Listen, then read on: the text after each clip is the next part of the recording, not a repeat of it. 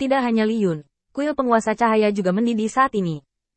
Setelah memasuki kuil penguasa cahaya, kontak yang hampir tak terputus itu tiba-tiba menghilang tanpa jejak. Tiba-tiba, mereka merasakan betapa luasnya dunia ini.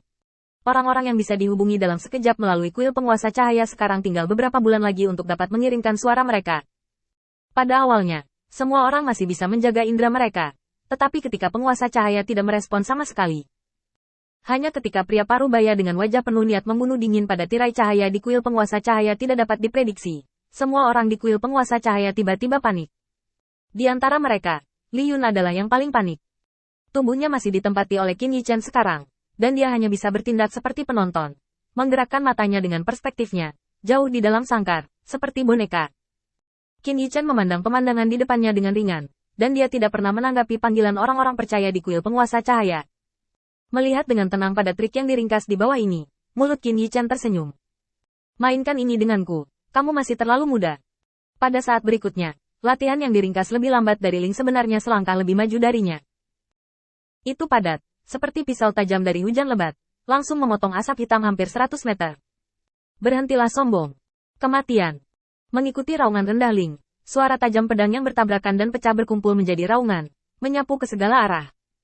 Qin Yichen tiba-tiba menarik tangannya dan mengambil beberapa langkah ke samping. Saat berikutnya, Ling membuat teriakan aneh, dan pisau itu jatuh dari tangannya. Tidak mengherankan, Ling sekali lagi menebas di atas hantu. Ling menoleh dengan tajam, menghadap ke posisi Qin Yichen, dan mengayunkan pisaunya lagi. Kecepatannya terlalu cepat, tubuh Li Yun ada di depannya, seperti orang tua, setiap langkahnya sulit. Qin Yichen melihat sekilas wajah Ling, sudut mulutnya sedikit terangkat. Orang ini membutakan matanya sehingga dia tidak bisa tertipu oleh ilusi dan mengganggu serangan berikutnya. Telinga ramping itu menempel di kepalanya, mencoba mengumpulkan lonceng dan peluit di sekelilingnya.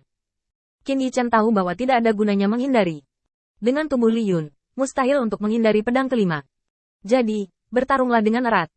Tubuh pendek itu menghindari pedang Ling, mengubah tangannya menjadi cakar elang, dan mengarahkan langsung ke tenggorokan Ling.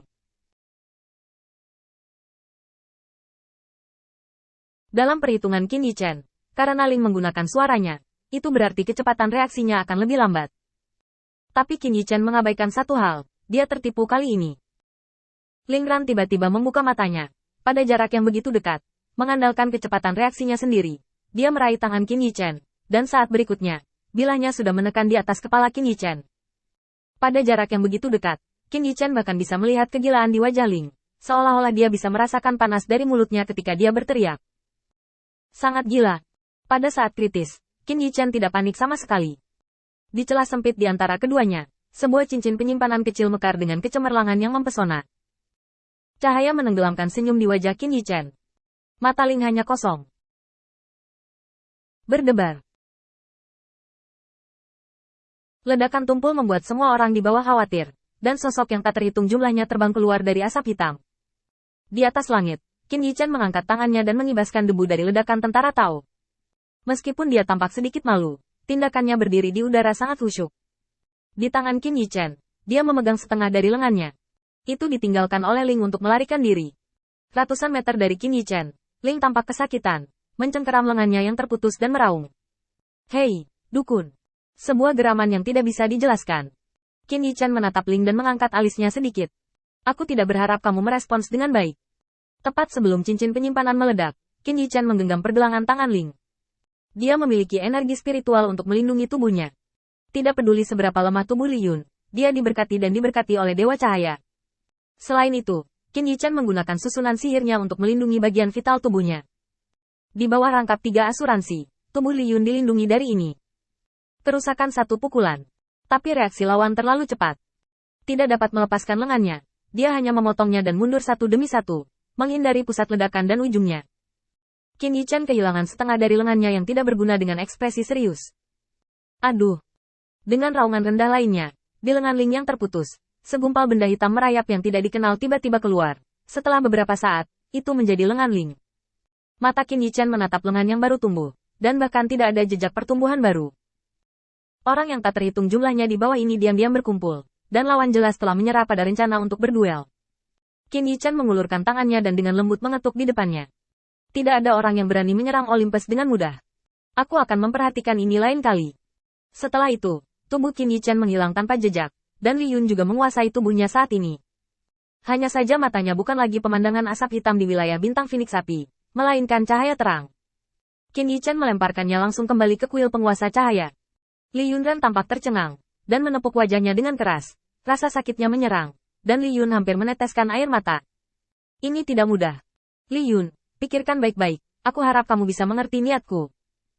Aku sudah menemukan trik orang ini untukmu. Kamu dapat memilih waktu baginya untuk memilih.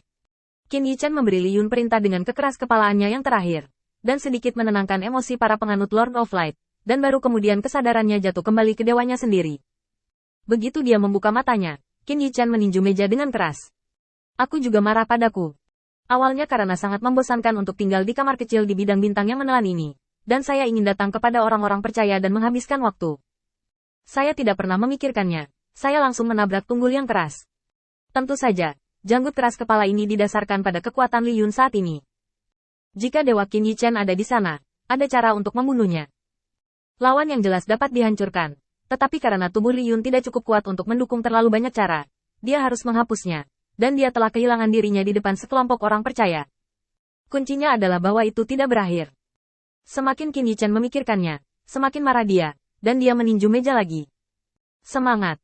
Tepat setelah Qin Yichen membanting tinjunya, penjaga toko Ting Feng sangat ketakutan sehingga dia buru-buru keluar dari tempat persembunyiannya.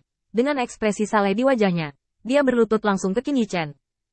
Senior, tolong maafkan saya tidak bermaksud melakukan ini. Itu hanya kehormatan senior. Saya khawatir saya tidak akan bisa menjadi kuat, jadi saya tidak akan bisa masuk. Berapa banyak kelalaian? Tolong maafkan saya, senior. Qin Yichen menarik napas dalam-dalam, menatap langit malam yang tak berujung, dan angin malam membawa semburan kesejukan. Dengan suara bermain lebih banyak orang menyebar. Ini sudah tengah malam, jam 3. Saat berikutnya, banyak orang keluar dari tempat persembunyian mereka satu demi satu, dan jalan yang dingin tiba-tiba menjadi lebih hidup. Semua orang berkata serempak. Juga minta para senior untuk menunjukkannya padaku.